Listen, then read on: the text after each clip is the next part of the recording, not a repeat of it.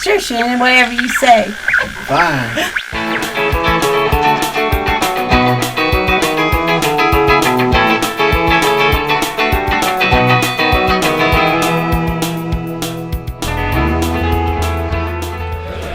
How many people are here because Justin Roiland is here?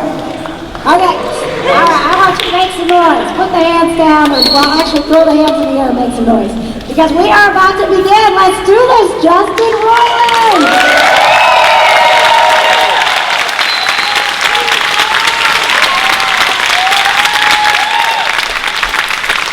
Hello? Oh, hey, what's up? Hey, guys. Do people constantly ask you to do your voices? Yeah, well, no, not constantly. I get it sometimes. But not constantly? No. I'll be out and about, and people don't know it's me, so they don't ask. But no. But most actually no. Like the most thing is like a photo or maybe a drawing. But yeah. What do you like? I mean, are you good with that? Oh yeah, totally, yeah. It is. Everyone's so nice. Like honestly, it's weird. It's surreal because I grew up on like a farm / almond orchard. You know, drawing comics in my little sketchbook and sort of what's it called? An introverted or an extroverted introvert. Yes. That's yeah. Introverted and you know shy and whatever and whatever that thing is, I'm that too. Yeah. So.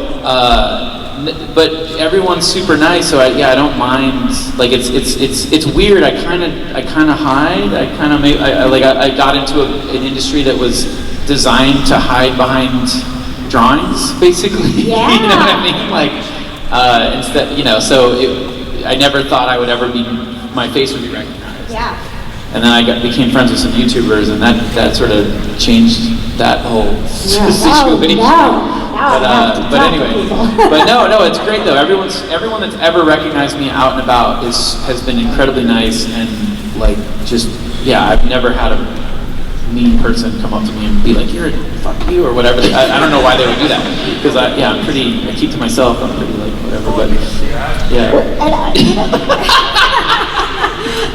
I think that is it's a testament to the community that you've created, especially with Rick and Morty. Right? I mean, it's a very... Right, guys? No, just kidding.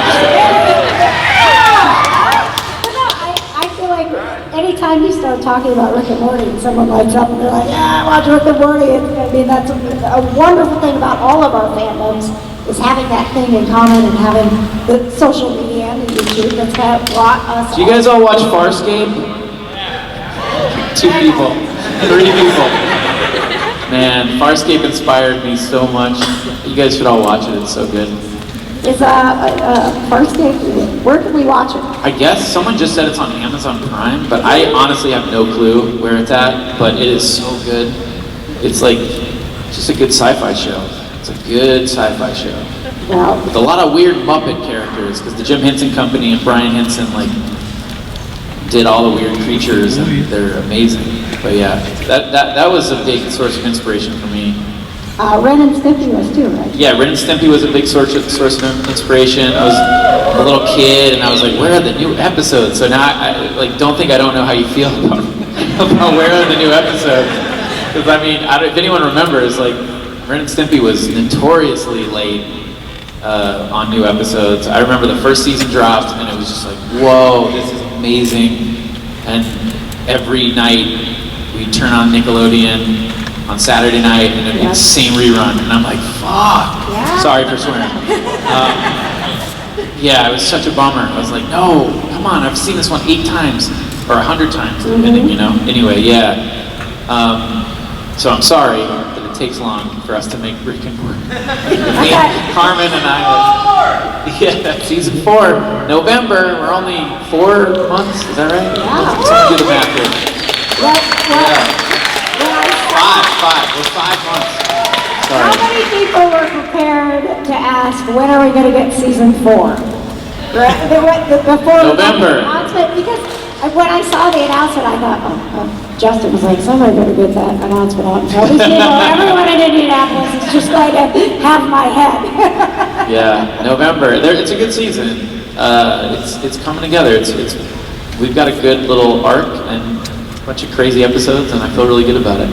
Now, it has to be a lot of work because you have a lot of writers with you. You have a pretty cool setup, right? Like you've got sort of a cool writing room. Yeah.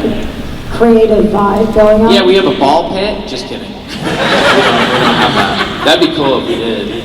We have all kinds of distractions. No, it's a good room. It's a good space to be to work. You know, we've got couches and a dry erase board.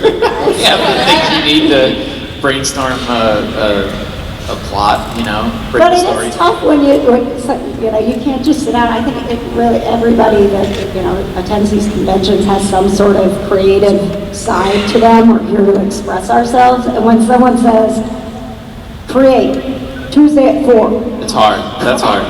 That's the biggest hurdle, I think, is for me, I'm the most creative when I don't have to be. Yes. Or at least when I psychologically feel like I don't have a ticking clock or some sort of deadline or looming thing over my shoulders. I'm way more creative, so I try to trick myself into thinking I don't, and I've figured out ways to do that.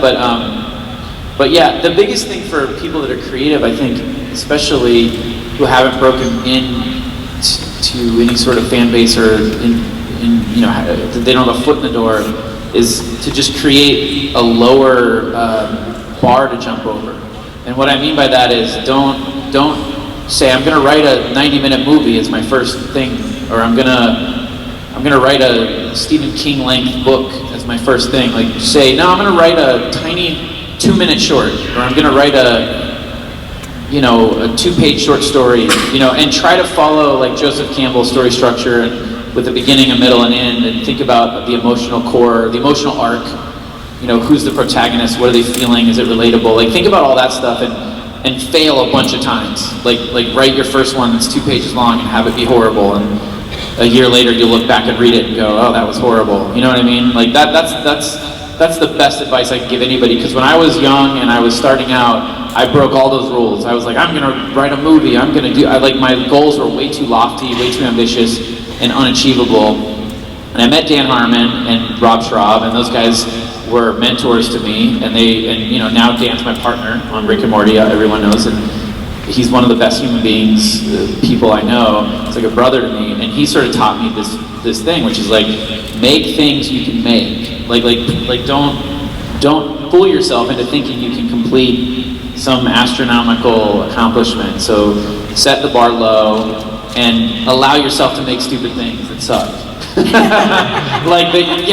You may not feel that way while you're making it, but 12 months later, you look back and you've made 12 things. Every month you made a thing that all are tiny and achievable for each month that you made them in. You're gonna think they suck, and then as you continue, you're gonna get better and better and better, and future you is always gonna look back at past you and think you suck. Past you's never gonna look to future you and go, you suck. Past you is going to look to future you and go, what the hell? How the hell am I? How did I get to that? If I were here in the crowd as a young kid, me, I would not even be able to understand how I'm up here talking to you guys. I would be completely at a loss. I don't know how to connect those dots at all. And so for me, it's that's what I learned from Dan and Rob, was just little achievements, little things. And I go back and watch, I don't regularly, but I have gone back and watched my stuff, and it's funny to see the growth. It's there's no emotional arc at all. There's no character to care about or connect with in this thing that I wrote or made. Anyway, I'm rambling, sorry. Is anybody offended? I didn't think so. Get out of here, loser. You don't care about this. No. So when you started with Rick and Morty, did you think it was a little thing? What was your vision for what was going to happen? That was after many years of development on a bunch of other shows. Mm-hmm. So I had sort of crossed from making these small things into going to networks and pitching a show, and then they've been getting all excited and buying the show, and then me going off and writing it, and then getting notes, and the notes were horrible or just weird and I didn't understand, and then the thing becoming something I didn't even understand, and then maybe animating some stuff, and then them saying no, next, and then me going back and starting all over, you know, like, okay, I've got a new show, I'm gonna go pitch out. So I had done that so much that I was really ready to live in something for a while. And Dan called me and was like, hey, Adult Swim wants a show, you're the animation guy, you know, in the group of our friends. And he's like, what do you got any ideas? And I'm like, well, what about these two characters that I do? that I keep sneaking into every single show that I make. And he's like, I love those characters. Yes, that's perfect. And then we got together and we made the truest thing to what I really wanted to make, which was just those two characters going on adventures. Yeah. You know, it was literally, that was sort of the thing. And yeah, then we got really lucky with our cast. I mean, it was, but no, so to answer your question, no, like I don't feel that way. Like I felt like this is a little different. This is, you know, this is the big leagues. It's like now we're writing half-hour scripts and this is like actually a thing. But I was prepared by all the previous stuff to do it, you know, and Dan was like, well, I think season 3, I think Community, towards the end of season 3 is when we started, you know, developing Rick and Morty. So, you know, and I've known him forever, and the same thing as me in the water wheel of development, and you know, pilots not getting picked up, and just a constant cycle of trying and failing. And I remember him telling me, he's like, I'm just gonna write a show that, you know, I'm gonna write what they want. I'm just gonna write a show, like a straight, normal show. And then he wrote Community. And then just no werewolves, no space, no crazy stuff, just a regular show. And then I remember thinking like, I bet it's gonna work out. I bet he's gonna play ball, and I bet he's gonna end up this show's gonna go. And it did. It went, and it was crazy to watch. If anyone knows Community, one of my best friends, Abed, is like the inspiration for the character Abed on Community. I wish he was here. He's the best. He's a Palestinian nerd. It's literally what Abed is the inspiration for that character. But